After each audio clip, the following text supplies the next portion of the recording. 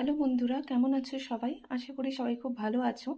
আজ বানাবো পাটিসাপটা। তার জন্য লিউকওয়ার্ম মিল্ক নিয়ে নিয়েছি 250 ml।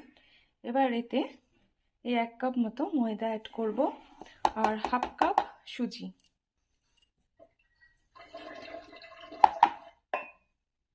এবার ব্যাটারটাকে মিক্স করে নেব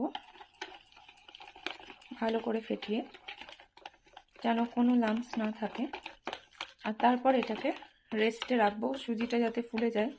আধ ঘন্টা মতো রাখলেই হবে। চলে এলাম আধ ঘন্টা পর।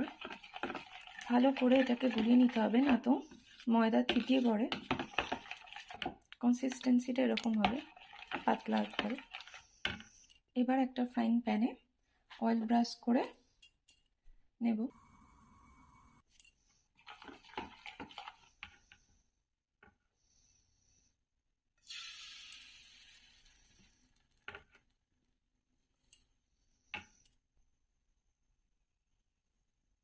মিডিয়াম ফ্লেমে হতে দেবো।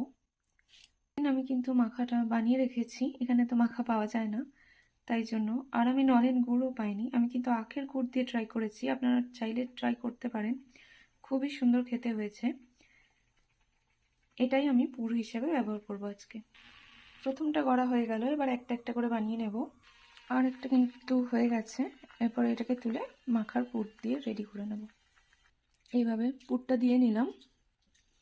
এবার ওভেনেই হালকা করে উল্টে পাল্টে গড়ে নেব।